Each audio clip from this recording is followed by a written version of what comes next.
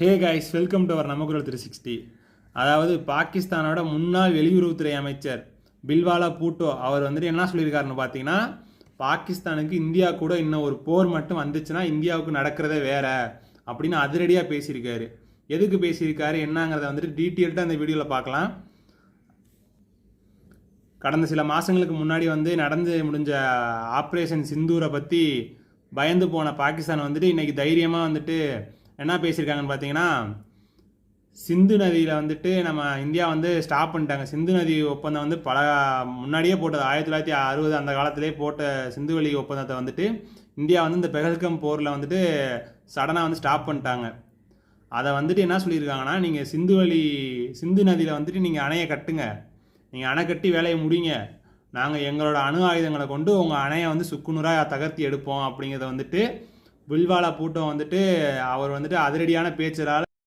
அதே மாதிரி அந்த பாகிஸ்தானோட இராணுவ தளபதியான அமீர் முனீர் என்ன பேசியிருக்காருன்னு பார்த்தீங்கன்னா, அங்கே நடந்த அமெரிக்காவில் அவர் ஒரு மீட்டிங்காக போயிருக்காரு. அங்கே அந்த மீட்டிங்கில் இந்த பிரச்சனையை பற்றி அவர் பேசியிருக்காரு. இந்தியா அணையை கட்டட்டும், கட்டி முடிச்சதுக்கப்புறம் அமெரிக்காவோட உதவியோட பாகிஸ்தான் அணு ஆயுதங்களை அனுப்பி இந்தியாவோட அந்த அணைக்கட்டை நாங்கள் சுக்குநூறாக எடுக்க போகிறோங்கிறத அதாவது பில்வாலா பூட்டோ என்ன பேசியிருக்காரோ அதே தோணியில் இவரும் பேசியிருக்காரு.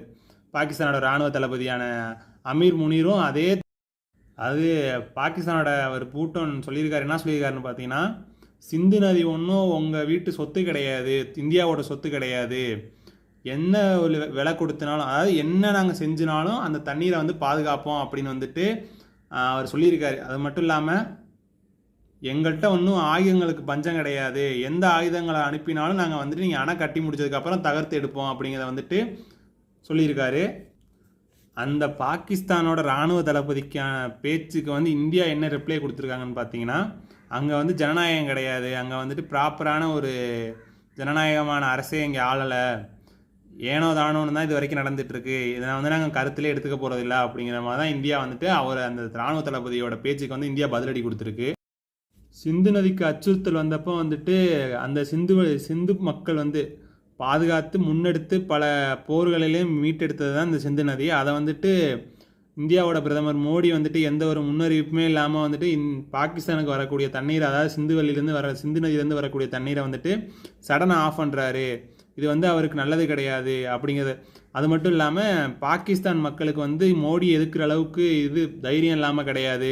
மோடி எதுக்குன்னு ஒரு நிலைமை வந்துச்சுன்னா கட்டாயம் பாகிஸ்தான் மக்கள் ரெடியாக தான் இருக்காங்க, மோடி அடிக்கிறதுக்கான எல்லா வகையிலுமே ரெடியாக தான் இருக்காங்க. அதே மாதிரி எங்கள்கிட்ட இருக்கக்கூடிய அணு ஆயுதங்கள் எப்போவுமே உங்களை இந்தியாவை நோக்கி தான் நாங்கள் ரெடி பண்ணி வச்சுருக்கோம் அப்படிங்கிற மாதிரி தான் சொல்லி அச்சுறுத்தலான பேச்சை தான் அவர் பேசிகிட்டு இருக்காரு. இந்த சிந்து நதி ஒப்பந்தம் எப்போ போட்டிருக்காங்க, யாரெல்லாம் போட்டிருக்காங்கிறத பற்றி பார்த்தோன்னா 1960 நவம்பர் 27 அப்போவே இந்த சிந்துவெளி ஒப்பந்தம் கையெழுத்தாகிருக்கு. எங்கேன்னு பார்த்தீங்கன்னா, பாகிஸ்தானில் இருக்கக்கூடிய கராச்சி அப்படிங்கிற ஒரு பிளேஸில் தான் இந்த ஒப்பந்தத்தை அன்றைக்கே சைன் பண்ணியிருக்காங்க. அன்றைக்கி யாரெல்லாம் யார் சைன் பண்ணியிருக்காங்கன்னு பார்த்தீங்கன்னா, அப்போது இந்தியாவோட பிரதமரான நேருவும் அன்னைக்கு பாகிஸ்தானோட பிரதமரான முகமது அயூப் கான் அவங்க 2 பேரும் சேர்ந்து தான் இந்த ஒப்பந்தத்தை சைன் பண்ணியிருக்காங்க. அந்த ஒப்பந்தத்தில் என்னென்ன சொல்லியிருக்காங்கன்னு பார்த்தீங்கன்னா, அதாவது இந்தியாவிலிருந்து பாகிஸ்தானுக்கு செல்லக்கூடிய 6 நதிகளுக்குமே அந்த ஒப்பந்தத்தில் மென்ஷன் பண்ணியிருக்கோம். அது எந்தெந்த நதிகள்னு பார்த்தீங்கன்னா, மேற்கு ஆறுகளான சிந்து, ஜலாம், ஷனாப் இந்த நதிகள்லாம் இந்தியாவிலிருந்து பாகிஸ்தானுக்கு கொடுக்கணும் அப்படிங்கிறதையும் அந்த ஒப்பந்தத்தில் மென்ஷன் பண்ணியிருக்காங்க. அது மட்டும் இல்லாமல் இன்னும் 3 நதி என்னென்னு பார்த்தீங்கன்னா, கிழக்கு ஆறுகளான ரவி, பியாஸ் அண்ட் சலாஜ் இந்த 3 நதிகளும் இந்தியாவுக்கு மட்டும்தான் சொந்தமானது. இது பாகிஸ்தானுக்கு நம்ம கொடுக்கணுங்கிற ஒரு இதே கிடையாது. அந்த ஒப்பந்தத்தில் நம்ம அதை மென்ஷன் பண்ணவே இல்லை. மேலே சொன்ன அந்த சிந்து, ஜலாம், ஷனாப் அந்த 3 நதிகளுமே அந்த ஒப்பந்தத்தில் மென்ஷன் பண்ணியிருந்தாங்க. எப்படின்னு பார்த்தீங்கன்னா, இந்தியாவிலிருந்து பாகிஸ்தானுக்கு தண்ணி கொடுப்போம் அப்படிங்கிறத 1960 நேருவும் அன்னைக்கு பிரதமரான முகமது அயூப் கானும் பேசியிருந்தாங்க. இந்த பாகிஸ்தான் அப்போவே, ஆனால் அன்னைக்கு நம்ம பெஹல்கம் போர் நடந்தப்போ பயந்து ஓடி போன பாகிஸ்தான் கொஞ்சம் நாள் ஆனோன்னா அவங்க வேலையை ஆரம்பிச்சிட்டாங்க பார்த்தீங்களா.